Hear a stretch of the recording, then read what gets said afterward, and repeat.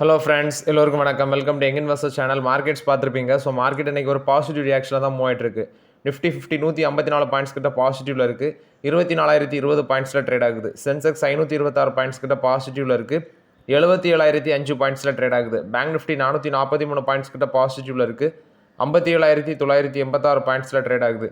Bank நிஃப்டியில் U small finance bank 1% மேலே பாசிட்டிவ்ல இருக்குது. Axis Bank 2.5% positive. Bank of Baroda flat negative. Canara Bank flat positive, Federal Bank flat positive, HDFC Bank flat positive, ICICI Bank flat positive, IDFC First Bank flat negative, IndusInd Bank 1% positive, Kotak Mahindra Bank flat positive, Punjab National Bank flat positive, State Bank of India 1% positive, Union Bank of India flat positive, Yes Bank flat positive. Markets பார்க்கும்போது ஒரு positive ரியாக்ஷனில் move ஆகுது. Consumer இன்னைக்கு நல்ல ஒரு positive ட்ரெண்டில் இருக்குது. Reality, banking, auto, cement, finance, PSU bank, infra இதெல்லாம் பாசிட்டிவ்ல இருக்குது. Service, energy, PSC, pharma, technology, metal இதெல்லாம் நெகட்டிவ்ல இருக்குது. மெயின் ஆட்டு மெட்டலும் டெக்னாலஜியும் பயங்கரமாக நெகட்டிவ்ல இருக்குது.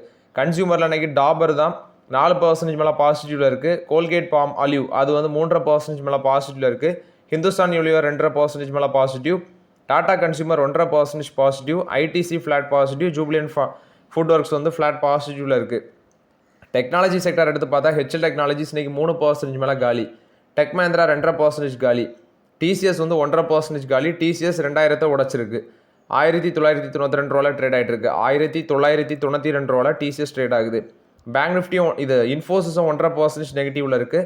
988 ரூபாயில் இருக்குது இன்ஃபோசிஸ். விப்ரோ 168 ரூபாயில் இருக்குது. அதுவும் 1.5% நெகட்டிவ்ல இருக்குது. டெக்னாலஜி செக்டர் இன்னைக்கு மரண அடி வாங்கியிருக்கு. ஸோ ஃபஸ்ட்டு பார்க்கும்போது KPD டெக்னாலஜிஸ் இன்றைக்கி மார்க்கெட்டில் 16% மேலே கிராஷ் ஆச்சு. 559 ரூபா போனது இப்போ 565 ரூபாவில் ட்ரேட் ஆகிட்டு இருக்கு KPD டெக்னாலஜிஸ். இந்த தர்ம அடிக்கு காரணம் என்ன அப்படின்னு சொல்லி பார்க்கும்போது ஆக்சுவலி அவங்க Q1 ஃபினான்ஷியல் 27 ரிசல்ட்ஸ் வந்து இதுக்கு முன்னாடி வந்த மாதிரி தான் ரெவன்யூ வந்து அடி வாங்கும் அப்படின்னு சொல்லி கைடன்ஸ் கொடுத்துருக்காங்க. அது மட்டும் இல்லாமல் பார்த்தீங்கன்னா சில பிளாக் டீல்ஸ் நடந்திருக்கு இந்த KPD டெக்னாலஜிஸில். அது ஸ்டாக் வந்து இன்னைக்கு ப்ரெஷர் சுச்சுவேஷனுக்கு கொண்டு விட்டுருக்கு. கிட்டத்தட்ட 16% வந்து கிராஷ் ஆகிருக்கு. இப்போ ஒரு 15% நெகட்டிவ்ல ட்ரேட் ஆகிட்டு இருக்கு. JP மார்கனும் KPD டெக்னாலஜிஸுக்கு டவுன்கிரேட் பண்ணியிருக்கிறாங்க. டார்கெட் ப்ரைஸை 550 ரூபாய்ட்டு கட் பண்ணியிருக்கிறாங்க. செப்டம்பர் குவார்ட்டர் மேபி அது வந்து வீக் பிஸ்னஸாக இருக்கலாம் அப்படின்னு சொல்லி ஒரு அவுட்லுக்கு. அதாவது இனி வர 2 குவார்ட்டர்ஸ் Q1ம் சரி, செகண்ட் குவார்ட்டர் ஆஃப் ஃபினான்ஷியல் 27 இந்த 2 குவார்ட்டர்ஸுமே மேபி கொஞ்சம் உங்களுக்கு ப்ரெஷர் சுச்சுவேஷனை தான் கிரியேட் பண்ணும். ஏன்னா வீக்னஸ் ட்ரெண்ட் இருக்கிறதுனால ப்ரெஷர் சுச்சுவேஷனை கிரியேட் பண்ணும் அப்படின்னு சொல்லி அப்டேட் கொடுத்துருக்காங்க. சரி, KPD டெக்னாலஜிஸ் தான் மறுநாடி வாங்கியிருக்கு அப்படின்னு சொல்லி பார்த்தா டாடா டெக்னாலஜிஸ், டாடா எலிக்ஸி இதுவும் பார்த்தீங்கன்னா மார்க்கெட்டில் ரப் ஆஃப் ஆகிருக்கு. இந்த ரப் ஆஃப் எஃபெக்ட் அப்படின்னு சொல்கிறாங்க. அதுவும் 5% 3% தான் நெகட்டிவில் தான் இருக்குது. ஏன்னா Q1 Q2 ஃபினான்ஷியல் 27க்கான அவுட்லுக் அவங்களுக்கும் வீக்காக தான் இருக்குது அப்படின்னு சொல்லி அப்டேட் கொடுத்துருக்காங்க. இதில் டாடா டெக்னாலஜிஸ், டாடா எலிக்ஸி ரெண்டுமே டாடா குழும கம்பெனி தான். டாடா டெக்னாலஜிஸ் இன்றைக்கி 2% நெகட்டிவில் இருக்குது. 661 ரூபா வரைக்கும் போனது. 664 ரூபாயில் இப்போ ட்ரேட் ஆகிட்டு இருக்கு. 2.5% நெகட்டிவ்ல இருக்குது.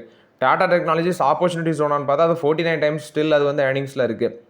டாடா எலிக்ஸி அது 35 டைம்ஸ் ஏர்னிங்ஸில் இருக்குது. 3562 ரூபா போனது இப்போ 3572 ரூபாயில் ட்ரேட் ஆகுது. டாடா எலிக்ஸி இன்றைக்கி fresh 50 week low. Tata technologies பார்க்கும்போது என்ன 50 வீக் லோ டச் பண்ணல. KPD டெக்னாலஜிஸ் பார்க்கும்போது இன்றைக்கி fresh 50 week low 559 fresh 50 week low 565 இப்போ மூவ் ஆகிட்டு இருக்கு. ஸோ இந்த ஸ்டாக்ஸில் ஆப்பர்ச்சுனிட்டி அப்படின்னா மேபி KPD டெக்னாலஜிஸ் கண்டிப்பாக அவங்களோட Q1 Q2 ரிசல்ட்ஸ் வந்ததுக்கப்புறம் இன்னும் பார்த்தீங்கன்னா ஒரு 10 to 20% கிராஷ் ஆகும் சான்சஸ் இருக்குது. மேபி அவங்களோட ரிசல்ட்ஸ் நல்லா இல்லை, ரிசல்ட்ஸ் வந்ததுக்கப்புறம் ஒரு டவுன்ஃபாலை ஃபேஸ் பண்ண சான்ஸ் இருக்குது KPD டெக்னாலஜிஸ். ஸோ அது வரைக்கும் வெயிட் பண்ணுங்கள். ஏன்னா IT செக்டர் கண்டினியூஸ் டவுன் ட்ரெண்டில் இருக்குது. இவங்களோட ரிசல்ட்ஸ் Q1 ரிசல்ட்ஸ் மொக்கையாக இருந்துச்சுன்னா அது கண்டினியூ ஆக தான் சான்ஸ் இருக்குது. ஸோ அது வரைக்கும் IT கம்பெனிஸில் பொறுமையாக 1 2 அப்படிங்கிற பிரின்சிபலே ஃபாலோ பண்ணுங்கள். அதுக்கப்புறம் வந்து பார்த்தீங்கன்னா நம்ம டிஸ்கஸ் பண்ணலாம் ரிசல்ட்ஸ் வரட்டு. நெக்ஸ்ட் 2 வீலர் சேல்ஸு, அதாவது எலக்ட்ரிக் 2 வீலர் சேல்ஸ் ஜூனில் பார்க்கும்போது ஃபஸ்ட்டு TVS மோட்டார் 46,999 யூனிட்ஸ் விற்றுருக்காங்க. பஜாஜ் ஆட்டோ 43,234 யூனிட்ஸ் விற்றுருக்காங்க. ஏத்தர் 31,188 யூனிட்ஸ் விற்றுருக்காங்க. ஹீரோ மோட்டர் கப் 21,792 யூனிட்ஸ் விற்றுருக்காங்க. ஓலா எலக்ட்ரிக் 16,144 யூனிட்ஸ் விற்றுருக்காங்க. Greaves electric mobility 10,928. River mobility 4,391 units. பஹாஸ் ஆட்டோ 3,916 யூனிட்ஸ். மற்றபடி சில கம்பெனிஸ் வந்து ஒரு 1,500 யூனிட்ஸ் 1,800 யூனிட்ஸ் விற்றுருக்காங்க. அதர்ஸ் பார்க்கும்போது 11,660 யூனிட்ஸ் விற்றுருக்காங்க. இதில் மார்க்கெட் ஷேர்னி பார்க்கும்போது டிவிஎஸ்க்கு 24.29%, பஜாஜ் ஆட்டோவுக்கு 22.34%, ஏத்தருக்கு 16.12%, Hero MotoCorp 11.26%, Ola electric பார்க்கும்போது 8.34% இருக்குது. ஸோ இந்த பொசிஷனில் நம்ம பார்க்கும்போது first TVS, second Bajaj auto, third Ather, fourth Hero MotoCorp. So இப்போ ஹீரோ மோட்டர் காப்புக்கு வந்து 11.26%, ஏத்தருக்கு 16.12%. இது ரெண்டு ஆட் பண்ணாலே பார்த்தீங்கன்னா கிட்டத்தட்ட 27 to 28% மார்க்கெட் ஷேர் இவங்க கேப்சர் பண்ணுவாங்க. ஸோ லாங் டேர்மில் வந்து பார்த்தீங்கன்னா ஹீரோ மோட்டர் காப் எலக்ட்ரிக் டூ வீலரில் டாமினேட் பண்ண சான்சஸ் அதிகமாக இருக்குது. நெக்ஸ்ட் மோட்டிலால் ஓசல் பார்த்தீங்கன்னா டாடா கேபிட்டலுக்கு வந்து ஒரு கவரேஜ் ரேட்டிங் கொடுத்துருக்காங்க. ஸோ இதில் அவங்க சொல்கிற டார்கெட் ப்ரைஸ் 390 சொல்கிறாங்க. நியூட்ரல் ரேட்டிங்கோட 390 டார்கெட் ப்ரைஸ் சொல்லியிருக்காங்க மோட்டிலால் ஓசல். ஆக்சுவலி 8% அப்சைட் போகும் அப்படின்னு சொல்லி அப்டேட் கொடுத்துருக்காங்க. கரண்ட் மார்க்கெட் ப்ரைஸ் பார்க்கும்போது 361, அவங்க சொல்கிற டார்கெட் ப்ரைஸ் 390. இது வந்து டாடா கேபிட்டலை பொறுத்த வரைக்கும் அப்டேட்டு. டாடா மோட்டர்ஸ் வந்து சியரா இவி வந்து பார்த்தீங்கன்னா லான்ச் பண்ணியிருக்காங்க. 8.79 லேக்குங்கிறது எக்ஸ்ஷோரூம் ப்ரைஸ் அந்த ரேஞ்சில் லான்ச் பண்ணியிருக்காங்க. ஒன் டைம் ஃபுல் சார்ஜ் பண்ணால் கூட அது வந்து 500 கிலோமீட்டர் மேலே ட்ராவல் பண்ணுற மாதிரி இந்த இவி காரை வந்து பார்த்தீங்கன்னா இன்ட்ரடியூஸ் பண்ணியிருக்காங்க டாடா மோட்டர்ஸ். ஸோ இது டாடா மோட்டர்ஸ் கொடுத்த ஒரு பாசிட்டிவ் அப்டேட்டாக இருக்குது. மார்க்கெட்டில் மஹேந்திராவோட BE6க்கும், ஹியூண்டாயோட கிரெட்டா எலக்ட்ரிக்கும், அடுத்தது எம்ஜியோட இசட்எஸ் இவிக்கும், எம்ஜி வின்சாரோட இவி ப்ரோக்கும் வந்து பார்த்தீங்கன்னா ப்ளஸ் மஹேந்திராவோட XCV 9க்கும் பயங்கரமாக ஒரு காம்படிஷன் கொடுப்பாங்க அப்படின்னு சொல்லி அப்டேட் கொடுத்துருக்காங்க. இது வந்து டாடா மோட்டர்ஸ் சியரா இவி வந்து பார்த்தீங்கன்னா லான்ச் பண்ணியிருக்கிறாங்க. இது டாடா மோட்டர்ஸ் கொடுத்த ஒரு பாசிட்டிவ் அப்டேட்டாக இருக்குது. நெக்ஸ்ட் ஆயில் மார்க்கெட்டிங் கம்பெனிஸுக்கான அந்த வின்ஃபால் டாக்ஸஸ் வந்து பார்த்தீங்கன்னா ரிவைஸ் பண்ணியிருக்காங்க ஜூலை 1 அதாவது எக்ஸ்போர்ட்டுக்கு, டொமஸ்டிக்கலி ப்ரொடியூஸ் பண்ணி எக்ஸ்போர்ட் பண்ணுறதுக்கு. இதில் ஃபஸ்ட்டு பார்க்கும்போது டீசலுக்கு 14 rupees per லிட்டராக இருந்ததை இப்போ 8.5 rupees per லிட்டராட்டு கம்மி பண்ணியிருக்கிறாங்க. அடுத்தது jet fuel export 7.5 rupees per லிட்டராட்டு இப்போ கம்மி பண்ணியிருக்கிறாங்க 12.5 rupees per லிட்டர்லேருந்து. நெக்ஸ்ட்டு பெட்ரோலுக்கான எக்ஸ்போர்ட்டை வந்து டேக்ஸ் இன்க்ரீஸ் பண்ணியிருக்கிறாங்க. 1.5 rupees per லிட்டராக இருந்ததை இப்போ 4 rupees per லிட்டராட்டு இன்க்ரீஸ் பண்ணியிருக்கிறாங்க. ஸோ கவர்மெண்ட் வந்து பார்த்தீங்கன்னா வின்ஃபால் டேக்ஸை ஜூலை 1 ரிவைஸ் பண்ணியிருக்கிறாங்க. சென்கோ கோல்டு கொடுத்த அப்டேட்டு, அவங்க மெலோரா அப்படிங்கிற ஒரு கம்பெனியை வந்து டேக் ஓவர் பண்ணுறதுக்கு, அக்யூசிஷன் பண்ணுறதுக்கு வந்து பார்த்தீங்கன்னா அதை அக்யூஷன் பண்ண இருக்கிறாங்க. பட் அவங்க ஃபிக்ஸ் பண்ண டைம் வந்து June 30. ஆனால் இப்போ அது வந்து தள்ளி போகுது. September 30க்குள்ளே அந்த அக்யூசிஷனை கம்ப்ளீட் பண்ணும் அப்படின்னு சொல்லி சென்கோ கோல்டு வந்து அப்டேட் கொடுத்துருக்காங்க. இது சென்கோ கோல்டு கொடுத்த update. Equity of small finance பேங்க்கில் முகுந்த் ஷியாம்ரோ பார் சகடே அவங்கள வந்து சீஃப் ஃபினான்ஷியல் ஆஃபீஸரோட அப்பாயிண்ட் பண்ணியிருக்கிறாங்க ஜூலை 1 ஏன்னா ஸ்ரீதரன் வந்து ரிட்டையர்மெண்ட் ஆனதுனால அவங்களுக்கு இந்த பொசிஷன் கொடுத்துருக்காங்க, chief financial officer position. Ircon இன்டர்நேஷனலோட சிஎம்டியாக இருக்கிற ஹரி மோகன் குப்தா இப்போ ரிட்டையர் ஆகிறாரு கம்பெனிலேருந்து. இது இர்கான் இன்டர்நேஷனல் கொடுத்த அப்டேட்டு. முத்தூட் மைக்ரோஃபின் இவங்க 3000 கோடி ரைஸ் பண்ணுறாங்க என்சிடி மூலமாட்டு நான் கன்வெர்டிபிள் டிபெஞ்சர்ஸ் மூலமாட்டு 3000 கோடி ரைஸ் பண்ணுறாங்க. இது முத்தூட் மைக்ரோஃபினை பொறுத்த வரைக்கும் அப்டேட்டு. பவர் ஃபினான்ஸ் கார்பரேஷன் இவங்களோட சப்சிடரி தான் பவர் ஃபினான்ஸ் கார்பரேஷன் கன்சல்டிங். இதை வந்து பார்த்தீங்கன்னா அவங்க பவர் கிரிட் கார்பரேஷனுக்கு வந்து ட்ரான்ஸ்ஃபர் பண்ணியிருக்கிறாங்க ஷேர் பர்ச்சேஸ் அக்ரிமெண்ட் மூலமாட்டு. ஸோ அது வந்து வேல்யூ பார்க்கும்போது 20 கோடியாக இருக்குது. பிஎஃப்சி கன்சல்டிங்கை வந்து பவர் கிரிட் கார்பரேஷனுக்கு ட்ரான்ஸ்ஃபர் பண்ணியிருக்கிறாங்க ஷேர் பர்ச்சேஸ் அக்ரிமெண்ட் மூலமாட்டு. அதோட வேல்யூ 20 கோடி. பூனாவாலா ஃபின்கார்ப் 750 கோடி என்சிடி மூலமாட்டு ரைஸ் பண்ணுறதுக்கு போர்டு அப்ரூவல் கொடுத்துருக்காங்க. இது பூனாவாலா ஃபின்கார்ப்பை பொறுத்த வரைக்கும் அப்டேட்டு.